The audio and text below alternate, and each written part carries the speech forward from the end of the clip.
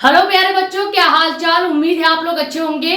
तो आज के इस वीडियो लेक्चर में हम बात करने वाले हैं 12th केमिस्ट्री का चैप्टर नंबर 5 जो कि क्या है, उप संयोजन यौगिक। ठीक है, अब इस चैप्टर का ऑलरेडी हमने आपको लेक्चर नंबर 1 प्रोवाइड कर दिया है। अगर अभी तक आपने चैप्टर नंबर 5 का इंट्रोडक्शन वीडियो नहीं देखा है तो जाके पहले प्लेलिस्ट से चैप्टर नंबर 5 का इंट्रोडक्शन वीडियो देख लीजिए, क्योंकि जो इंट्रोडक्शन वीडियो का पार्ट है उसमें कई सारे ऐसे कंटेंट है जो इस वाले वीडियो में काम आने वाले हैं। ठीक है, बेसिक जो चीजें हैं मैं अभी इस वाले वीडियो लेक्चर में आपको जब लिगेंड पढ़ा रही होंगी तो वहां पे समझा दूंगी। ठीक है, लेकिन अगर आपको डिटेल में समझना है कि उपसंयोजन यौगिक क्या है, उसके बाद केंद्रीय धातु परमाणु क्या होता है, उपसंयोजन संख्या क्या होती है, तो ये सब डिटेल में डिफिनीशन के साथ और एग्जांपल के साथ हमने आपको लेक्चर नंबर 1 में बता रखा है। ठीक है, वो वीडियो आपको कहां पे मिलेगी, तो प्लेलिस्ट में ऑलरेडी सभी वीडियोस केमिस्ट्री के अवेलेबल है।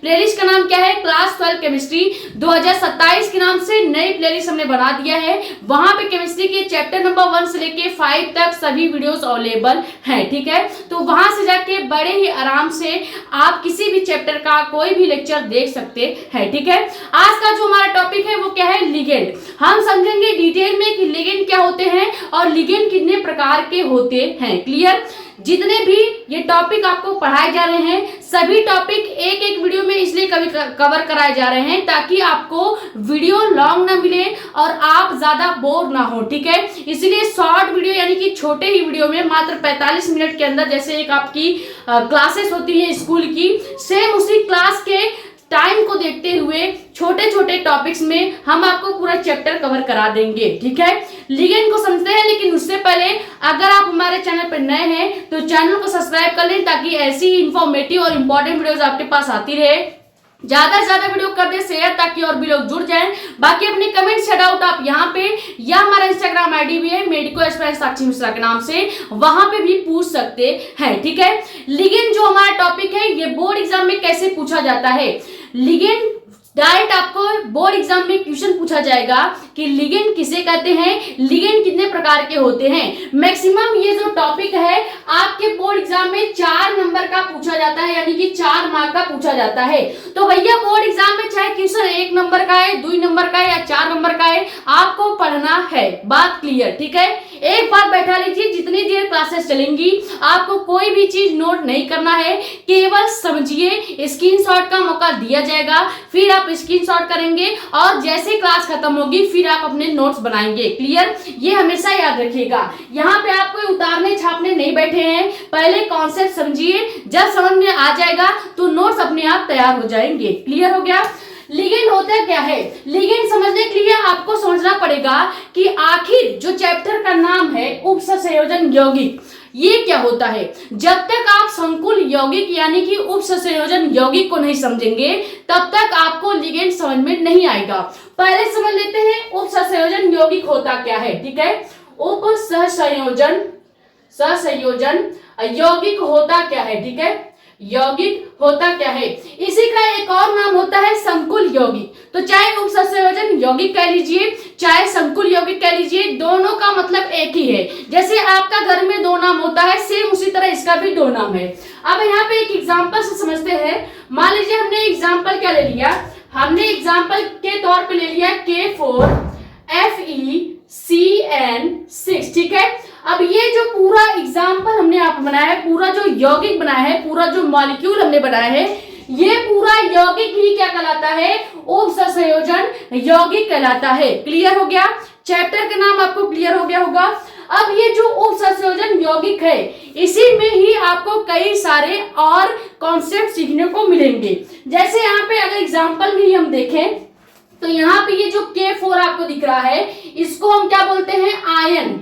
यहाँ पे जब भी इस प्रकार का आपको कोई भी यौगिक देखने को मिलेगा तो समझ जाइएगा कि ये आपका उपसंयोजन यौगिक है। क्लियर हो गया। सबसे पहले जब भी उपसंयोजन यौगिक या संकुल यौगिक का एग्जांपल आपके सामने आएगा तो जो पहला आपके सामने आपको आयन दिखाई देगा, जो भी पहला तत्व दिखाई देगा, जैसे यहाँ पे K4 लिखा गया है तो K4 क्या हो जाएगा, K4 आपका आयन का कार्य करेगा, आयन होता है। ठीक है, उसके बाद ब्रैकेट के अंदर आएंगे, इस तरह से एक बड़ा ब्रैकेट यहाँ पे लगा होगा और उस बड़े ब्रैकेट के अंदर पहला जो मॉलिक्यूल होगा, पहला जो एलिमेंट्स होगा, पहला जो तत्व होगा वो क्या होता है, ये पहला तत्व जो होता है इसी को हम कहते हैं केंद्रीय धातु परमाणु। ठीक है, केंद्रीय धातु परमाणु कहा जाता है। इतनी चीजें क्लियर हो गया। उसके बाद यहाँ पे एक छोटा ब्रैकेट भी आपको देखने को मिलेगा। इस छोटे ब्रैकेट के अंदर जो भी हमारा मॉलिक्यूल है, जैसे यहाँ पे छोटे ब्रैकेट के अंदर क्या है, CN है। CN को हम साइनाइड पढ़ते हैं और ये साइनाइड ही आपका क्या कहलाएगा, ये साइनाइड ही लिगेंड हो जाएगा। अब हमेशा याद रखिएगा, पहले जो भी आयन होगा, मॉलिक्यूल होगा, उसको हम आयन नाम देंगे। उसके बाद बड़े ब्रैकेट में पहला जो एलिमेंट होगा, जैसे यहाँ पे Fe यानी कि फेरस दिया गया है या आयरन इसे पढ़ते हैं, इस फेरस या आयरन को ही केंद्रीय धातु परमाणु कहेंगे।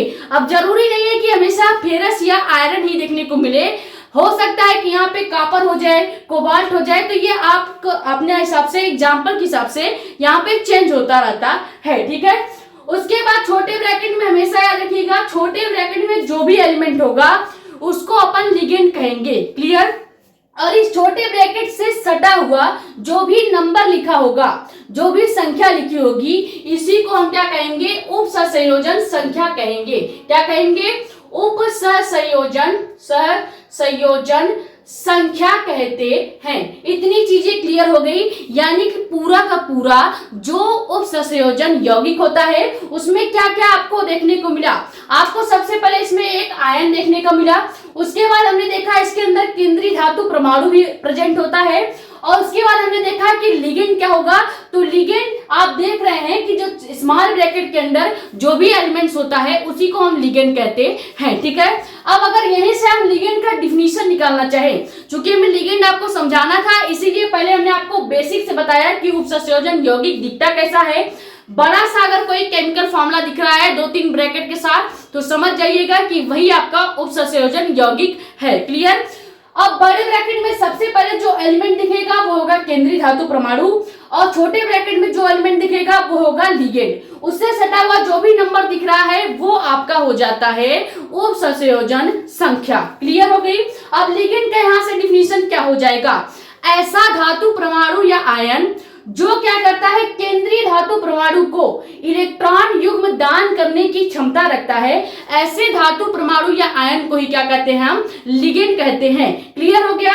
अब देखो लिगेंड यहाँ पे क्या है, साइनाइड। तो साइनाइड क्या करेगा, ये जो साइनाइड है ये फेरस को यानी Fe को इलेक्ट्रॉन युग्म दान करेगा। इलेक्ट्रॉन युग्म का मतलब आपको पता होना चाहिए, जब 2 इलेक्ट्रॉन आप किसी को देते हैं तो हम उसी को इलेक्ट्रॉन युग्म कहेंगे। क्लियर।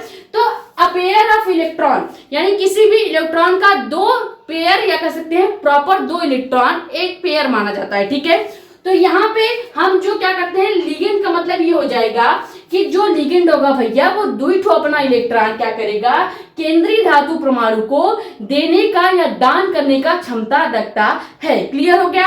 अब समझ में आ गया होगा कि लिगेंड क्या है और केंद्रीय धातु परमाणु क्या है। क्लियर। इसी के साथ हमने आपको लिगेंड का डिफिनीशन भी बता दिया है कि ऐसा धातु परमाणु या आयन जो क्या करता है, केंद्रीय धातु परमाणु को एक इलेक्ट्रॉन युग्म यानी कि प्रॉपर 2 इलेक्ट्रॉन दान करने का क्षमता रखता है, तो वो हो जाता है आपका लिगेंड। क्लियर। ये स्क्रीनशॉट करना चाहे कर सकते हैं, या फिर हम इसको इरेज करके लिगेंड की डिफिनीशन आपको लिखवा देते हैं एग्जांपल के साथ। क्लियर।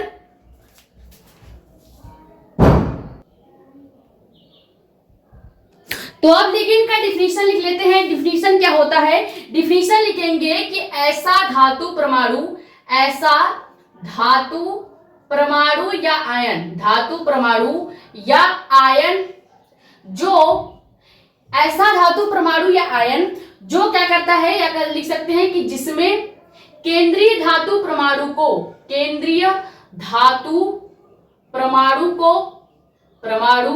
को इलेक्ट्रॉन युग्म, इलेक्ट्रॉन युग्म दान करने की क्षमता होती है। ठीक है, क्षमता होती है, उसे ही क्या कहते हैं, उसे ही लिगेंड कहते हैं। क्लियर हो गया। ये डिफिनीशन बहुत ही सिंपल है। ठीक है, ये डिफिनीशन बहुत ही सिंपल है, किताबी लैंग्वेज से थोड़ा हटके है, ठीक है, तो आपको लर्न करने में भी आसानी होगी। डिफिनीशन क्या है एक बार और पढ़ के सुना देते हैं। ऐसा धातु परमाणु या आयन जिसमें केंद्रीय धातु परमाणु को इलेक्ट्रॉन युग्म यानी कि 2 इलेक्ट्रॉन को हम 1 इलेक्ट्रॉन युग्म कहेंगे, क्लियर। तो इलेक्ट्रॉन युग्म दान करने की या यहाँ पे आप देने की, ठीक है, देने की क्षमता होती है, उसे ही क्या कहते हैं, लिगेंड कहते हैं। क्लियर हो गया। एग्जाम्पल की बात कर लेते हैं क्योंकि एग्जाम्पल के बिना डिफिनीशन आपका अधूरा हो जाएगा।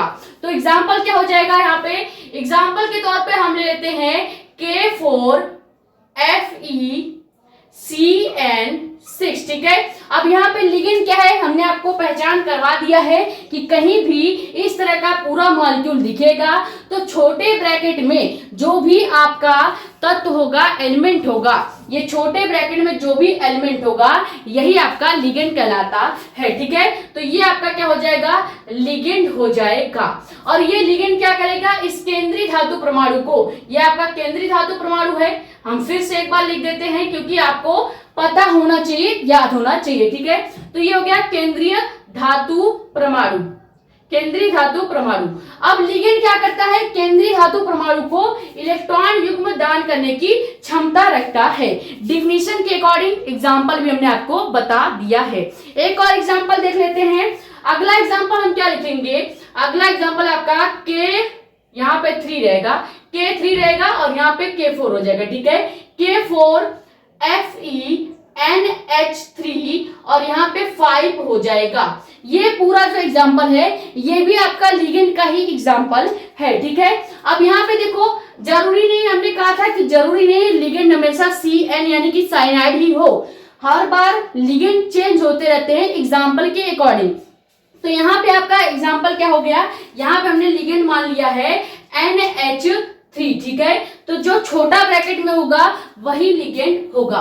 तो छोटे ब्रैकेट में NH3 है तो यहाँ पे NH3 क्या हो जाएगा, लिगेंड हो जाएगा। और लिगेंड हमेशा क्या करता है, केंद्रीय धातु परमाणु को इलेक्ट्रॉन युग्म दान करने की क्षमता रखता है। तो ये क्या करता है, केंद्रीय धातु परमाणु को इलेक्ट्रॉन युग्म दान कर देगा, ठीक है। ये हो गया आपका लिगेंड डिफिनीशन के साथ, और हमने इसके एग्जाम्पल भी आपको बता दिए हैं। क्लियर हो गया, बहुत ही आसान है, थोड़ा सा टाइम लेके हम आपको बता रहे हैं ताकि आपको अच्छे से क्लियर हो जाए। स्क्रीनशॉट कर लीजिए, फिर समझते हैं कि लिगेंड कितने प्रकार के होते हैं और इसका जो टाइप है वो कितने प्रकार के कैसे कैसे होते हैं। हमें देखो सिलेबस में लिगेंड हमको 2 प्रकार से पढ़ने को दिया है, तो दोनों टाइप से लिगेंड आपको डिटेल में बता देते हैं। लेकिन ज्यादातर जो लिगेंड का टाइप पूछा जाता है बोर्ड एग्जाम में, वो पूछा जाता है कि दाता परमाणु की संख्या के आधार पे लिगेंड कितने प्रकार के होते हैं। क्लियर। अब देखो आपको बता दें, चाहे दाता परमाणु की संख्या के आधार पर लिगेंड देख लो या आवेश के आधार पर लिगेंड देख लो, दोनों ही 3-3 प्रकार के होते हैं। जब आप आवेश के संख्या के आधार पे लिगेंड का प्रकार देखते हैं तो वहां भी आपको 3 प्रकार के लिगेंड देखने को मिलेगा, धनावेश, ऋणावेश और उदासीन लिगेंड। क्लियर। इसी तरह जब भी आप दाता परमाणु की संख्या के आधार पर लिगेंड देखते हैं तो वहां भी 3 प्रकार के लिगेंड आपको देखने को मिलता है, एक दंतुर लिगेंड, द्विदंतुर लिगेंड और बहुदंतुर लिगेंड। डिटेल में अभी इसको लिखते हैं डिफिनीशन के साथ और एग्जाम्पल के साथ, फिर आपको ज्यादा क्लियरिटी होगी, ठीक है। इसको स्क्रीनशॉट कर लीजिए, फिर लिगेंड के प्रकार को देखते हैं।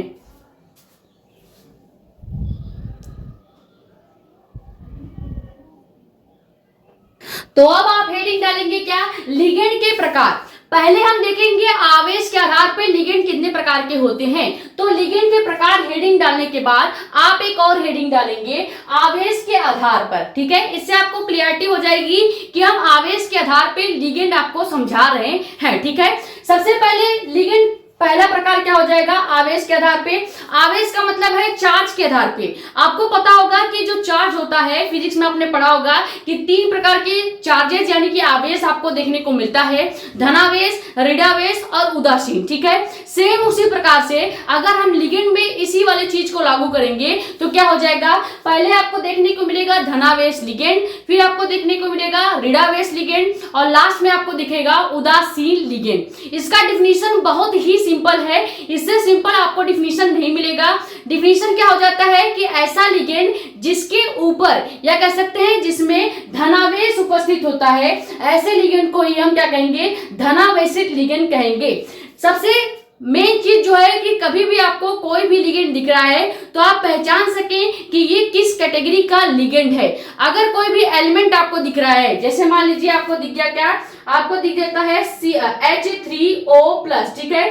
अब आप कैसे पहचानेंगे ये कौन से प्रकार का लिगेंड है, तो यहाँ पे आपको प्लस चार्ज दिख रहा है। प्लस चार्ज ये बता देता है कि ये जो पूरा एलिमेंट है, पूरा जो तत्व है, ये धनावेशित लिगेंड का एग्जाम्पल हो जाता है, या कह सकते हैं कि ये धनावेशित लिगेंड है। क्लियर हो गया। ऐसे ही एक और एग्जांपल ले लेते हैं। पहले एग्जांपल आप समझ लीजिए ताकि आप पहचान सके कि धनावेशित लिगेंड है क्या। सीधे सीधे डिफिनीशन के अकॉर्डिंग अगर आप कहना चाहो तो कह सकते हो ऐसा लिगेंड जिस पर धनावेश उपस्थित होता है, ऐसे लिगेंड को ही हम धनावेशित लिगेंड कहते हैं। जैसे देखिए ये पूरा जो एलिमेंट या तत्व आपको दिखाई दे रहा है, इसके ऊपर क्या है, प्लस चार्ज प्रेजेंट है। तो इस प्लस चार्ज प्रेजेंट होने के कारण ही हम इसको क्या कहेंगे, धनावेशित लिगेंड कहेंगे। क्लियर हो गया। और एग्जांपल आप लिख सकते हैं, जैसे लिख सकते हैं NO+, ये भी आपका क्या हो जाएगा, एक धनावेशित लिगेंड हो जाएगा। NO2+ लिख सकते हैं, ये भी धनावेशित लिगेंड हो जाएगा। अभी एग्जांपल में आपको सब कुछ लिखवा देंगे, ठीक है। डिफिनीशन लिखते हैं। डिफिनीशन आपको समझ में आ गया होगा, बहुत ही सिंपल डिफिनीशन है। डिफिनीशन क्या लिख लेंगे कि ऐसा लिगेंड जिस पर, या कह सकते हैं जिस पर धनावेश उपस्थित होता है, ठीक है। ऐसा लिगेंड जिस पर धनावेश उपस्थित होता है, ऐसे लिगेंड को ही हम क्या कहेंगे, ऐसे लिगेंड को ही धनावेशित लिगेंड कहते हैं। धनावेशित लिगेंड कहते हैं। क्लियर, लिगेंड कहते हैं। बहुत ही सिंपल डिफिनीशन है। किताबी लैंग्वेज में अगर आप जाएंगे तो इसका डिफिनीशन कम से कम 3 से 4 लाइन का हो जाता है, लेकिन यहाँ पे भी आपको क्लियर है। सीधे लिख सकते हैं ऐसे लिगेंड जिस पर धनावेश उपस्थित होता है, यानी कि प्लस चार्ज प्रेजेंट होते हैं, ऐसे लिगेंड को ही हम क्या कह जाते हैं, ऐसे लिगेंड को ही हम धनावेशित लिगेंड कहते हैं। ठीक है, एग्जाम्पल लिखेंगे तो एग्जाम्पल हमारा वही हो जाएगा जो भी हमने आपको बताया, H3O+, उसके बाद NO+, NO2+, और आप लिखना चाहे तो लिख सकते हैं NH4+, ठीक है, आदि। ये सभी जो एग्जाम्पल हैं, ये सभी आपके धनावेशित लिगेंड के एग्जाम्पल हो जाते हैं। अब अगर आपको कहीं भी दिख जाएगा इस प्रकार का एग्जाम्पल जिसके ऊपर प्लस चार्ज प्रेजेंट होते हैं, या इस प्रकार के एलिमेंट्स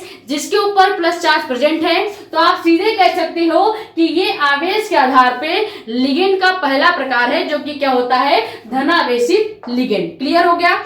अब इसी तरह से हम देखते हैं कि ऋणावेशित लिगेंड क्या होता है। ठीक है, अगली हेडिंग आप क्या डालेंगे, ऋणावेशित लिगेंड।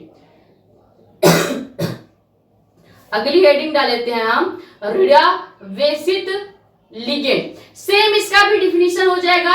डिफिनीशन में थोड़ा सा हम चेंज करेंगे। चेंज क्या करेंगे, हम लिख देंगे कि ऐसा लिगेंड जिस पर ऋणावेश उपस्थित होता है, यानी कि माइनस चार्ज प्रेजेंट होता है, ऐसे लिगेंड को ही हम क्या कहेंगे, ऋणावेशित लिगेंड कहेंगे। बहुत सिंपल डिफिनीशन आपको देखने को मिल जाता है। ठीक है, तो डिफिनीशन क्या लिख देंगे, सीधे ऐसा लिगेंड जिस पर ऋणावेश उपस्थित होता है, ऐसे लिगेंड को ही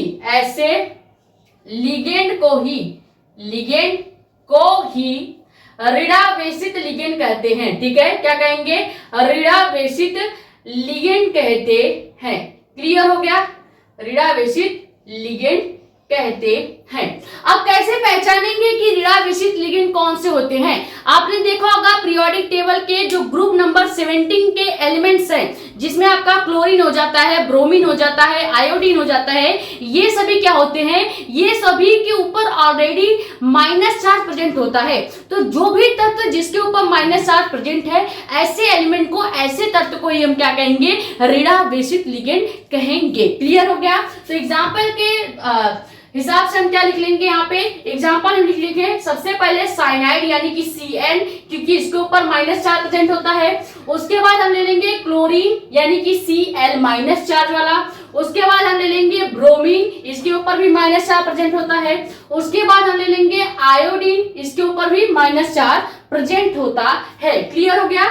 यहाँ पे हम आदि लिख देंगे, यानी इस प्रकार के तत्व जिनके ऊपर माइनस चार्ज प्रेजेंट है, ऐसे प्रकार के जो भी एलिमेंट्स आपको देखने को मिलेगा उससे हम ऋणावेशित लिगेंड नाम दे देते हैं। क्लियर हो गया? दो प्रकार के लिगेंड आपको क्लियर हो गए कि ऋणावेशित लिगेंड क्या होता है और धनावेशित लिगेंड क्या होता है। फिर से अगर आप समझना चाहें 2 सेकंड लगेगा, हम फिर से समझा देते हैं। ऐसा लिगेंड जिसके ऊपर प्लस चार्ज प्रेजेंट है, धनावेशित लिगेंड। एग्जांपल याद रखिएगा, क्योंकि अभी आपको लास्ट में कमेंट करके बताना होगा कि आवेश के आधार पे लिगेंड के कितने नाम होते हैं और उसके एग्जाम्पल, यानी कि आपको बताना है आवेश के आधार पे कितने प्रकार के लिगेंड हमने आपको बताया है और उसके एग्जाम्पल भी आपको लिख देने हैं। जैसे आप पहले लिखेंगे क्या? धनावेशित लिगेंड, फिर उसके एग्जाम्पल लिखोगे, कमेंट के अंदर लिख के बताना है। उसके बाद ऋणावेशित लिगेंड लिखना है और उसका भी एग्जाम्पल लिख के हमको बताना है। ठीक है, ये पहले स्क्रीनशॉट कर लीजिए क्योंकि स्लाइड पूरी भर गई है। तो हम थर्ड वाला आपका डिफिनीशन देख लेते हैं, जो कि क्या है? उदासीन लिगेंड, यानी लिगेंड का तीसरा प्रकार।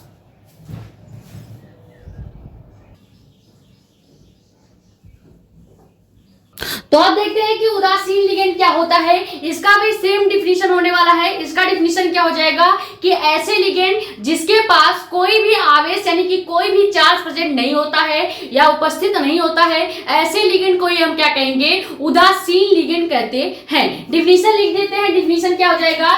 ऐसा लिगेंड जिस पर कोई भी आवेश, ये याद रखिएगा, जब कोई भी आवेश उपस्थित नहीं होगा, जब कोई भी आवेश उपस्थित नहीं होगा, तो ऐसे प्रकार के लिगेंड को ही हम क्या कह देते हैं? उदासीन लिगेंड कह देते हैं। ठीक है, जैसे आप ले सकते हैं वाटर यानी कि H2O। H2O जो होता है इसे हम एक्वस भी कहते हैं। ये इसके ऊपर कोई भी चार्ज आपको देखने को नहीं मिलेगा, यानी इसके ऊपर ना ही आपको प्लस चार्ज देखने को मिलेगा और ना ही आपको माइनस चार्ज देखने को मिलेगा।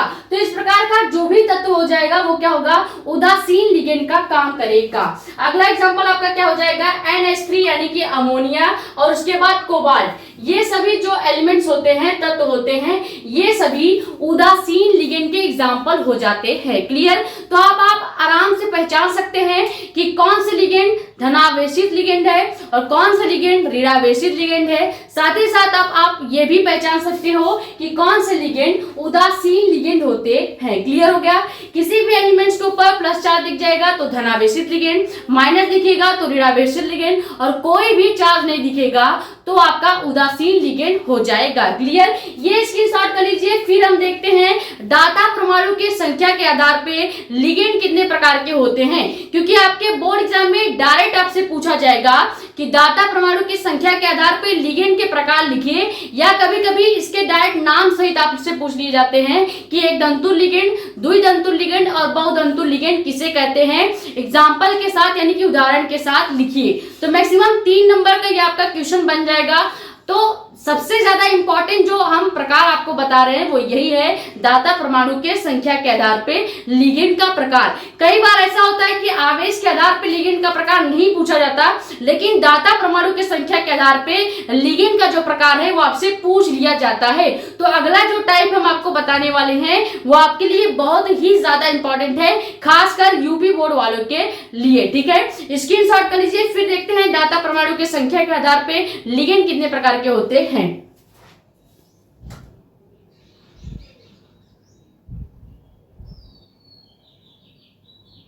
तो अब आप हेडिंग क्या डालेंगे कि दाता परमाणु की संख्या के आधार पे लिगेंड के प्रकार। ठीक है, ये पहली बात तो बहुत ज्यादा इंपॉर्टेंट टॉपिक है या बहुत ज्यादा इंपॉर्टेंट टाइप हो जाता है, तो इसको पहले से आप इसका मार्क कर लेंगे। बोर्ड एग्जाम में कई बार ये पूछे जा चुके हैं, ठीक है। 2026 में तो नहीं आया होगा, लेकिन 2025-24 इन सब में ये टाइप का लिगेंड पूछा गया है, ठीक है।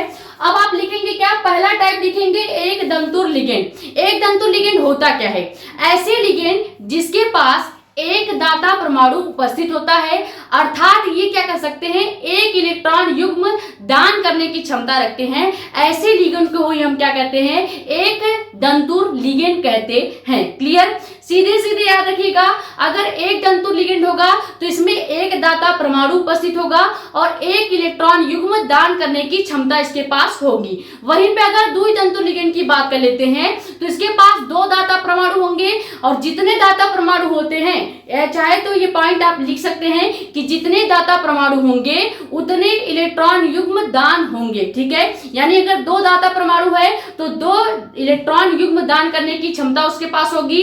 तीन दाता परमाणु है या दो से अधिक दाता परमाणु है तो वो क्या करेगा, दो से अधिक इलेक्ट्रॉन युग्म दान करने की क्षमता रखेगा। क्लियर, तो डिफिनीशन क्या लिख लेंगे, एक दंतुर लिगेंड का डिफिनीशन हो जाएगा कि ऐसे लिगेंड जिसके पास पहली बात तो एक ठो दाता परमाणु होगा, यानी एक दाता परमाणु उपस्थित होता है, अर्थात हम लिखेंगे क्या, एक इलेक्ट्रॉन युग्म दान करने की क्षमता रखता है, उसे ही हम क्या कहते हैं, एक दंतुर लिगेंड कहते हैं, ठीक है। अब हमेशा याद रखिएगा, जो भी एक दंतुर लिगेंड होता है, इसके एग्जांपल में आपका जो धनावेशित लिगेंड का एग्जांपल था, ऋणावेशित लिगेंड का एग्जांपल था और उदासीन लिगेंड का एग्जांपल था। ये तीनों ही लिगेंड के एग्जांपल आपके एक दंतुर लिगेंड के अंतर्गत आते हैं। क्लियर हो गया, तो एग्जांपल में हम क्या लिख लेंगे, सबसे पहले हम लिख लेते हैं अपना H3O+, उसके बाद NO+, उसके बाद लिख लेते हैं CO-, क्लोरीन हो गया। ये सभी इसके अंतर्गत आ जाते हैं, ठीक है। ये आपका इसका एग्जाम्पल हो जाएगा।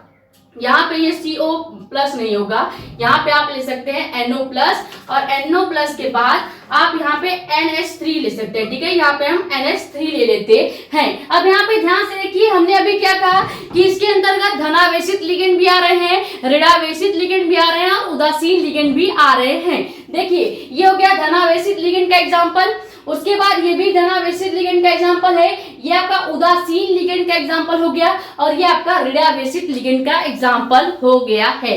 चाहो तो ये पॉइंट भी नोट करके लिख सकते हैं आप कि जो एक दंतुर लिगेंड होता है, इसके अंतर्गत धनावेशित, ऋणावेशित और उदासीन लिगेंड के उदाहरण सम्मिलित होते हैं या आ जाते हैं, ठीक है। ये हो गया एक दंतुर लिगेंड। अब समझते हैं कि द्विदंतुर लिगेंड क्या है। डिफिनीशन सेम रहेगा, चेंज क्या करेंगे, जहां पे हमने एक दाता परमाणु लिखा है, यहाँ पे जब आप द्विदंतुर लिगेंड का डिफिनीशन लिखोगे तो आप क्या कर देना, ऐसे लिगेंड जिसके पास दो दाता परमाणु उपस्थित है, ठीक है, अर्थात क्या कर देंगे, एक इलेक्ट्रॉन युग्म की जगह लिख देंगे दो इलेक्ट्रॉन युग्म दान करने की क्षमता रखता है, ऐसे लिगेंड को हम कर देंगे द्विदंतुर लिगेंड। क्लियर हो गया, डिफिनीशन पहले वाले से ही हम लिखेंगे। यहाँ पे हेडिंग डाल लीजिएगा, सेकंड करके सेकंड पॉइंट बनाएंगे, लिखेंगे क्या, द्विदंतुर लिगेंड, ठीक है, द्विदंतुर लिगेंड। इसका डिफिनीशन आपका क्या हो जाएगा, सेम डिफिनीशन रखनी है, बस थोड़ा सा चेंज करेंगे।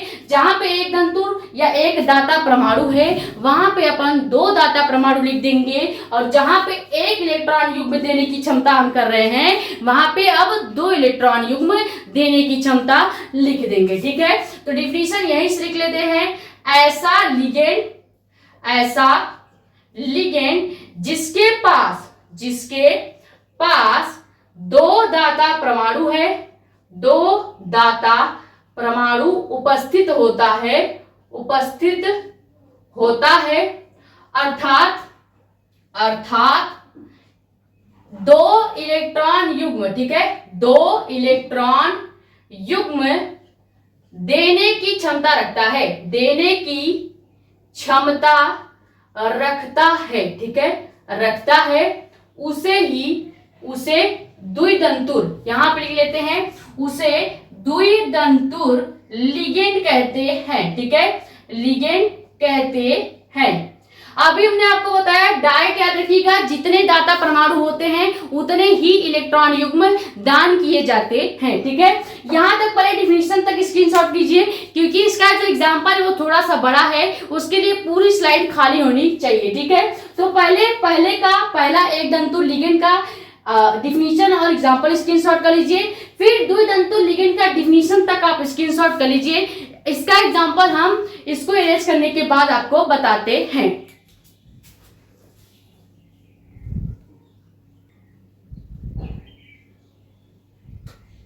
तो डिफिनेशन आपको समझ में आ गया होगा द्विदंतु लिगेंड का। एग्जांपल क्या लेंगे, पहला एग्जांपल ले लेते हैं एथिलीन डाइएमीन का। एथिलीन डाइएमीन को शॉर्ट में EN लिखा जाता है, जिसको स्मॉल में हम क्या लिखेंगे, स्मॉल में E और N। क्लियर। अब एथिलीन डाइएमीन का जो क्लोज स्ट्रक्चर फॉर्मूला होता है वो क्या होता है, close structure chemical formula ethylene diamine का होता है आपका C2H8N2। ठीक है, अब देखो अगर आपको दाता परमाणु निकालना है या आपको गिनना है कि इसमें दो ही दाता परमाणु है या नहीं, ये देखना है, तो आपको एथिलीन डाइएमीन का ये जो क्लोज स्ट्रक्चर फॉर्मूला है इसको हमें ओपन करके लिखना पड़ेगा, यानी कि खोल के लिखना पड़ेगा। तो जब भी हम एथिलीन डाइएमीन का क्लोज स्ट्रक्चर फॉर्मूले को खोलेंगे तो कैसे लिख सकते हैं, हम लिख सकते हैं CH2NH2 और यहाँ पे भी लिखेंगे CH2NH2। अब अगर आप गिनना चाहें तो गिन सकते हैं, यहाँ पे टोटल आपको कितने आपको हाइड्रोजन देखने को मिल जाएंगे, तो 8 हाइड्रोजन आपको देखने को मिलेंगे। देखो एक बार 2 4 6 8, ठीक है, 2 4 6 8 आपके हाइड्रोजन हो गए, ये देखिए। और उसके बाद 2 कार्बन है, तो यहाँ पे 1 कार्बन और यहाँ पे 1 कार्बन, 2 कार्बन हो गया। 2 नाइट्रोजन होना चाहिए, तो 1 नाइट्रोजन ये और 1 नाइट्रोजन ये हो गया, यानी कि टोटल ये आपका एथिलीन डाइएमीन का जो हमने अभी क्लोज स्ट्रक्चर यहाँ पे फॉर्मूला बताया है C2H8N2, इसी को हमने ओपन वे में लिख दिया है, यानी इसी केमिकल फॉर्मूले को हमने पूरी तरह से खुले स्ट्रक्चर में लिख दिया है, खुली श्रृंखलाओं में लिख दिया है। अब यहाँ पे कहा गया था कि कार्बन आपको 2 लेना है, तो 2 कार्बन ले लिया। 4 हमको कहा गया है कि 8 हाइड्रोजन लेना था, तो 8 हाइड्रोजन ले लिए। देखो 2 2 4 हो गया, 2 नाइट्रोजन के साथ है और 2 इस वाले नाइट्रोजन के साथ है, यानी टोटल 8 हाइड्रोजन हो गया। उसके बाद हमें नाइट्रोजन 2 लेने थे, तो 2 हमने नाइट्रोजन ले लिया। अब हमेशा याद रखिएगा जो नाइट्रोजन होता है वो इलेक्ट्रॉन युग्म दान करने की क्षमता रखता है। तो यहाँ पे पूरे केमिकल फॉर्मूले में कितने नाइट्रोजन है, 2 नाइट्रोजन है, तो 2 नाइट्रोजन है, तो यानी कि एक ये वाला नाइट्रोजन जो है इलेक्ट्रॉन युग्म दान करेगा और दूसरा ये वाला नाइट्रोजन जो है ये इलेक्ट्रॉन युग्म दान करेगा। तो इसका मतलब यहाँ पे दाता परमाणु की संख्या कितनी हो गई, दाता परमाणु की संख्या कितनी हो गई है, तो 2 यहाँ पे दाता परमाणु की संख्या हो जाएगी। इसका मतलब है कि ये जो एग्जांपल है ये द्विदंतु लिगेंड का एग्जांपल है। क्लियर हो गया, क्योंकि हमने देखो डिफिनीशन में यही लिखा रखा है कि इसके पास 2 दाता परमाणु उपस्थित होंगे। तो यहाँ पे देखिए दाता परमाणु कितने हैं, 2 हैं। 2 दाता परमाणु उपस्थित होने का मतलब है कि ये क्या करेगा, लगभग 4 इलेक्ट्रॉन युग्म या कह सकते हैं 4 ठो इलेक्ट्रॉन दान कर सकता है, यानी कि 2 इलेक्ट्रॉन युग्म दान करेगा। क्लियर, 2 इलेक्ट्रॉन युग्म में 4 इलेक्ट्रॉन हो गए, पहले इलेक्ट्रॉन युग्म में 2 इलेक्ट्रॉन और दूसरे इलेक्ट्रॉन युग्म में 2 इलेक्ट्रॉन, यानी कि टोटल हो जाएंगे 4 इलेक्ट्रॉन। क्लियर, ये हो गया पहला एग्जांपल। सेकंड एग्जांपल हम लेते हैं ऑक्सिलेट आयन। ऑक्सिलेट आयन जो होता है, ऑक्सिलेट आयन को हम लिखते हैं क्या, C2O4। ऑक्सिलेट आयन का जो क्लोज स्ट्रक्चर फॉर्मूला है इसको लिखा जाता है C2O4। अब C2O4 को लिखा कैसे जाएगा, अगर इसी का हम ओपन स्ट्रक्चर फॉर्मूला बना दे, यानी कि इसी को या ये जो फॉर्मूला है इसी को थोड़ा सा खोल के लिखा जाए ताकि हम इसमें दाता परमाणु की संख्या निकाल सकें। तो कैसे निकालेंगे, देखो हम लिख देते हैं, हमें चाहिए क्या, कार्बन 2 होना चाहिए और ऑक्सीजन 4 होना चाहिए। तो कार्बन 2 लेते हैं, यहाँ पे हमने लगाया 1 कार्बन और यहाँ पे 1 कार्बन। ठीक है, अब इस कार्बन से 4 बॉन्ड जुड़ते हैं, तो यहाँ पे 2 बॉन्ड लगा के हमने 1 O लगा दिया और यहाँ पे 1 O लगा दिया, यहाँ पे भी 2 बॉन्ड लगा के 1 O लगा देंगे और यहाँ पे भी 1 O लगा देंगे। अब देखो टोटल अगर आप ऑक्सीजन गिनोगे तो 4 ऑक्सीजन है, 1 2 3 4 और 2 कार्बन होने चाहिए, तो 2 कार्बन भी है। क्लियर, अब आपको पता होना चाहिए कि इसमें जो ऑक्सीजन होता है, जो एक बॉन्ड से जुड़ा हुआ ऑक्सीजन है, ये ऑक्सीजन ही क्या करेगा, इलेक्ट्रॉन युग्म देने की क्षमता रखता है। तो यहाँ पे भी दाता परमाणु की संख्या कितनी हो जाएगी, यहाँ पे भी दाता परमाणु की संख्या जो है वो 2 हो जाएगी, यानी ये भी किसका एग्जाम्पल हो जाएगा, द्वितंतु लिगेंड का एग्जाम्पल हो गया। क्लियर है। अगर आपको समझ में नहीं आ रहा है तो आप सभी एग्जाम्पल को अपने आप से प्रैक्टिस कीजिएगा, तब आपको ज्यादा क्लियरिटी आएगी। ठीक है, स्क्रीनशॉट कर लीजिए। फिर समझते हैं कि बहुतंतु लिगेंड क्या होता है, यानी कि दाता परमाणु की संख्या के आधार पे जो लिगेंड का आखिरी टाइप है वो देख लेते हैं। और इसका एग्जाम्पल भी थोड़ा सा इसी तरह कॉम्प्लिकेटेड आपको लग सकता है, लेकिन है नहीं। क्लियर।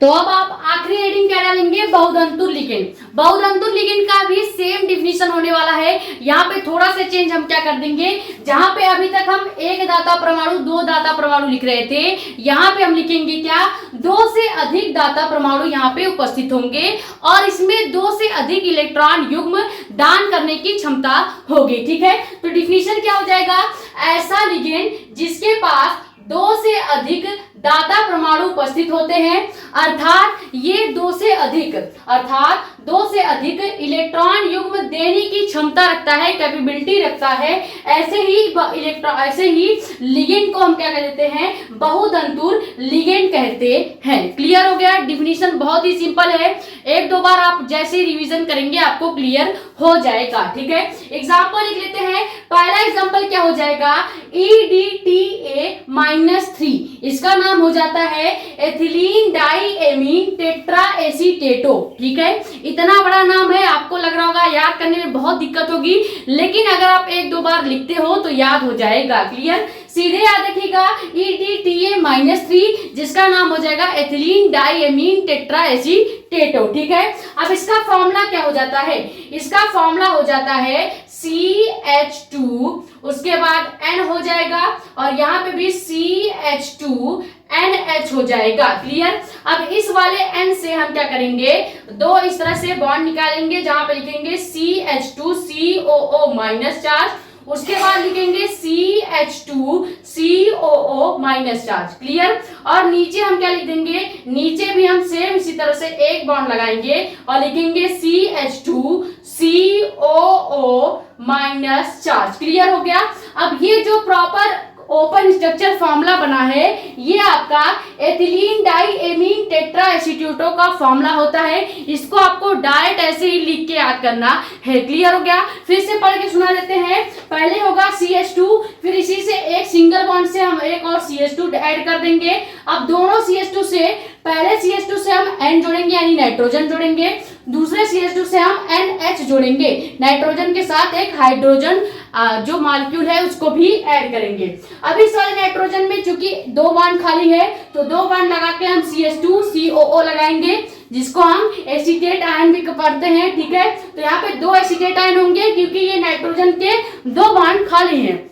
यहाँ पे हमने ऑलरेडी एक हाइड्रोजन जोड़ दिया है, तो यहाँ पे एक बॉन्ड खाली था, इसलिए हमने केवल एक एसीटेट आयन लगाया है। क्लियर। अब याद रखिए, जितने भी माइनस चार्ज होते हैं, ये जो माइनस का COO दिख रहा है, ये क्या करता है, इलेक्ट्रॉन युग्म देने की क्षमता रखता है, यानी ये इलेक्ट्रॉन का दान करेगा। तो यहाँ से एक इलेक्ट्रॉन युग्म ये दान करने वाला है, एक ये वाला ऑक्सीजन करेगा, एक ये वाला ऑक्सीजन करेगा। अब यहाँ आपको हमने ये भी बताया है कि जो नाइट्रोजन होता है वो भी इलेक्ट्रॉन युग्म देने की क्षमता रखता है। तो यहाँ पे 2 नाइट्रोजन है, एक ये वाला नाइट्रोजन इलेक्ट्रॉन युग्म दान करेगा और एक ये वाला जो नाइट्रोजन है ये भी इलेक्ट्रॉन युग्म दान करेगा। क्लियर हो गया। यानी एसीटेट जो आयन है निगेटिव वाला, ये जो माइनस का COO दिख रहा है, ये माइनस का COO जहां भी होगा ये क्या करेगा, इलेक्ट्रॉन युग्म देगा। तो यहाँ पे इस तरह से 3 COO- चार्ज के हैं, तो 3 दाता परमाणु इधर हो गया, 2 नाइट्रोजन था, 2 इधर हो गया, तो टोटल दाता परमाणु कितने हो गए, हमने बोला कि 2 से अधिक दाता परमाणु होने चाहिए। टोटल देखो 3 और 2 5 दाता परमाणु हो जाएगा, यानी दाता परमाणु की संख्या कितनी हो गई, दाता परमाणु की संख्या यहाँ पे 5 हो जाएगी। क्लियर हो गया।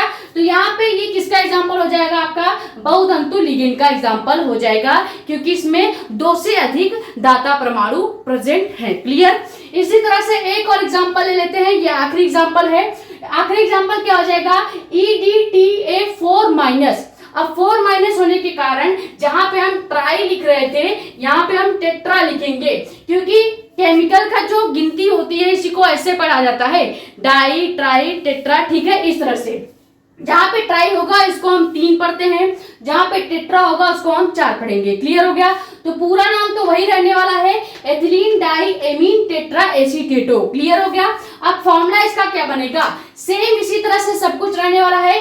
यहाँ पे जो एक CH2 COO माइनस चार्ज है, यहाँ पे भी 2 CH2 COO माइनस चार्ज हो जाएगा। तो केमिकल फॉर्मूला क्या लिख लेंगे, केमिकल फॉर्मूला सेम हमारा वही रहेगा। फॉर्मूला लिख लेते हैं हम इस बार रेड से, ठीक है, CH2, उसके बाद इधर N हो गया और यहाँ पे आपका हो जाएगा CH2, इधर भी N हो जाएगा क्योंकि हमने बोला है कि इधर भी अब 2 बॉन्ड लगाने हैं, तो एक बॉन्ड, 2 बॉन्ड, एक बॉन्ड और 2 बॉन्ड। यहाँ पे हो जाएगा क्या, CH2 COO minus charge, CH2 COO minus charge, CH2 COO minus charge और CH2 COO minus charge. Clear? अब यहाँ पे कितने दाता परमाणु आपको दिख रहे होंगे, हमने बोला कि जो माइनस चार्ज वाले एसीटेट आयन है ये इलेक्ट्रॉन का दान करते हैं, तो यहाँ पे 1 दाता परमाणु, 2 दाता परमाणु, 3 दाता परमाणु, 4 दाता परमाणु, उसके बाद नाइट्रोजन भी इलेक्ट्रॉन का दान करता है, तो ये हो गया 5 दाता परमाणु, ये यहाँ पे एक और नाइट्रोजन है तो 6 दाता परमाणु यहाँ पे होंगे। तो लिखेंगे क्या हो जाएगा, दाता परमाणु की संख्या कितनी है, दाता परमाणु की संख्या टोटल 6 हो जाएगी। क्लियर हो गया? इसको आपको लिख के प्रैक्टिस करना है, बहुत आसान है। जब आप एथिलीन डाइएमीन टेट्रा एसीटेटो का एग्जाम्पल लिखना सीख जाएंगे तो आपको आसानी से समझ में आ जाएगा कि हमने कुछ नहीं किया है। जब हम एक हाइड्रोजन हटाते हैं तो एक बॉन्ड हमको एक्स्ट्रा मिल जाता है, तो जैसे ही एक बॉन्ड यहाँ पे मिलेगा हम सेम इसको ऊपर वाले के जैसे बना लेंगे। जैसे यहाँ पे देखो, यहाँ से हमने एक हाइड्रोजन हटाया तो इधर भी हमने जैसे ऊपर 2 बॉन्ड था नीचे भी 2 बॉन्ड क्रिएट कर लिया है। क्लियर हो गया? तो ये हो गया लिगेंड। लिगेंड को हमने डिटेल में समझ लिया। पहले हमने देखा कि लिगेंड होता क्या है, उसका डिफिनीशन क्या है, एग्जाम्पल क्या है, और कुछ बेसिक नॉलेज थी जो कि हमने लेक्चर नंबर 1 में दिया था, ये भी हमने आपको यहीं पे बता दिया। ठीक है, उसके बाद हमने देखा कि लिगेंड कितने प्रकार के होते हैं। हमने 2 प्रकार से लिगेंड के प्रकार देखे हैं। पहले देखा आवेश के आधार पर लिगेंड के प्रकार, फिर देखा दाता परमाणु की संख्या के आधार पर लिगेंड के प्रकार, जिसमें सबसे ज्यादा इंपॉर्टेंट ये दाता परमाणु की संख्या के आधार पर लिगेंड का प्रकार है। ठीक है, तो आई होप ये वीडियो लेक्चर आपके लिए हेल्पफुल रहा होगा। भले ही थोड़ी सी टाइम लगी है लेकिन हमने आपको डिटेल में लिगेंड को समझा दिया है। एक बार देख लिया अगर आपने तो अब आपको बार बार ये चीजें देखने की जरूरत नहीं पड़ेगी। अब बस आपको क्या करना है, केवल रिवाइज करना है, नोट्स बनाना है, क्योंकि हमने स्क्रीनशॉट का मौका आपको दिया था। और हाँ, कमेंट में जो जितने भी प्रकार के लिगेंड हमने बताए हैं उसके नाम और एग्जाम्पल आपको लिख देने हैं, ये आपका होमवर्क हो जाता है। ठीक है, तो आई होप वीडियो आपको पसंद आई होगी। अगर वीडियो पसंद आ गई है तो वीडियो को लाइक कर दें, नए हैं तो चैनल को सब्सक्राइब कर दें ताकि ऐसी इंफॉर्मेटिव और इंपॉर्टेंट वीडियोस आपके पास आती रहे। ज्यादा से ज्यादा वीडियो कर दें शेयर ताकि और भी लोग जुड़ जाएं। बाकी अपने कमेंट से डाउट आप यहाँ पे या हमारा इंस्टाग्राम आईडी भी है मेडिको स्पेंस साक्षी मिश्रा के नाम से, वहां पे भी अपने डाउट पूछ सकते हैं। ठीक है, स्क्रीनशॉट कर लीजिए। मिलते हैं कल के नेक्स्ट वीडियो में जिसमें हम स्टार्ट करेंगे फिजिक्स, और फिजिक्स में हम पढ़ेंगे पहले चैप्टर का पहला टॉपिक जो कि क्या है, कूलॉम्स लॉ यानी कि कूलॉम का नियम। ठीक है, थैंक यू सो मच।